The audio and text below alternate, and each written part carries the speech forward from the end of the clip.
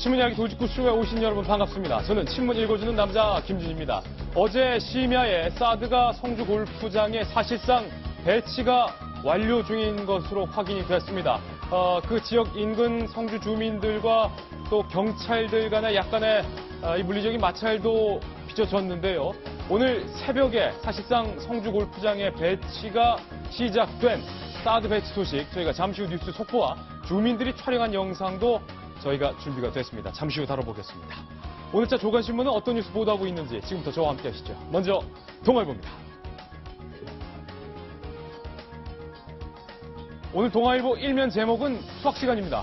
복잡한 3차 방정식. 학창시절에 제가 2차 방정식까지 잘했는데 3차부터는 힘들더라고요. 반문 단일화가 그만큼 힘들다라는 얘기를 동아일보는 수학 공식으로 오늘 표현했습니다. 1차, 2차 차원이 아니라 3차원의 문제다. 3차원이면 3D인가요? 3D인가요? 어쨌든 바른정당에서는 홍, 유, 안 이 세 명의 단일화를 추진하겠다라고 제안을 했지만 홍, 유, 안 각각의 대선 후보들은 왠지 모르게 이 바른정당 차원의 제안에 대해서는 좀 심드렁한 반응을 보였습니다. 단일화 과연 현실 가능한 이야기일까요? 가능하다면 대선 막판에 큰 변수가 될 것만큼은 분명한데 말입니다. 다음 신문입니다. 이번엔 한국일보입니다. 정당 차원에서는 뭔가 단일화의 움직임이 꿈틀꿈틀 심상치 않은 것 같은데 정작 어제 TV 토론회에서 보인 새 후보의 반문 단일화에 대한 입장은 시큰둥. 모르겠습니다. 겉으로는 시큰둥해 보여도 속으로는 어떤 생각을 하고 계실 수 있을지도 있죠.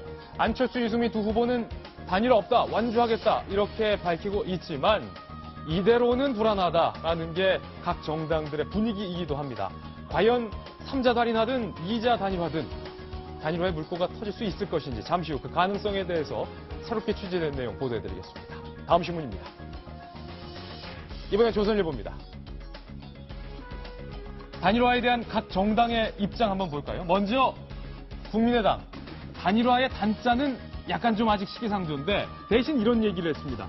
통합정부 카드. 통합정부. 국민의당의 안철수 후보도 통합정부에 대해서는 직접적으로 언급을 하고 있는 부분입니다. 국민의당 혼자서 정부를 이룰 수 없다. 바른정당이든 이른바 합리적인 보수 인사들로 연합된 통합정부를 하겠다. 그렇다면 자유한국당에서는 단일화에 대해서 보수부터 합치고 보자. 자유한국당과 바른정당을 합치고 보자. 이런 입장이고요. 반면 바른정당에서는 두 명 갖고는 안 된다. 3자 단일화 해야 된다. 정당의 분위기는 또 후보들과는 사뭇 다릅니다. 정당과 후보의 입장이 뭔가 다른 이 상황. 이것도 참 초유의 상황입니다. 다음 신문입니다. 이번엔 경향신문입니다.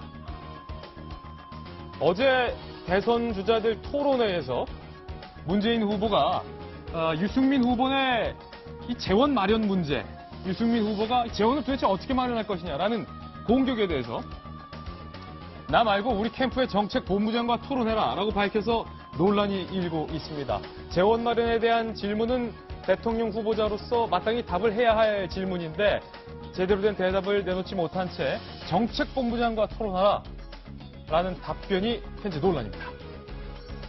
잠시 후 다뤄보겠습니다. 다음 신문입니다. 이번엔 한겨레 신문인데요. 돌리면 나옵니다.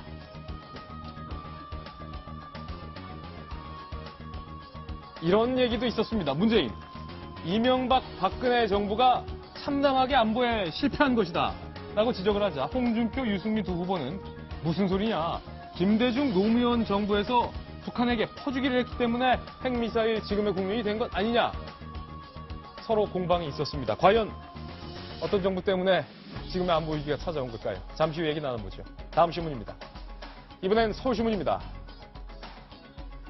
노무현 전 대통령의 일가 뇌물 의혹 언급에 그러니까 박연차 회장으로부터 받은 640만 달러 그때 당시 뇌물수수 사건에 대해서 문재인 후보가 홍준표 후보에게 이보세요 라고 발끈을 했습니다. 그러자 홍준표 후보도 버릇없이 라고 발끈했습니다. 이보세요와 버릇없이가 오고 갔던 토론의 순간 잠시 후 다시 한번 살펴보겠습니다. 다음 신문입니다. 이번엔 중앙일보인데요. 역시 돌리면 나옵니다. 그런가 하면 송민순 전 장관이 이런 주장을 내놨습니다.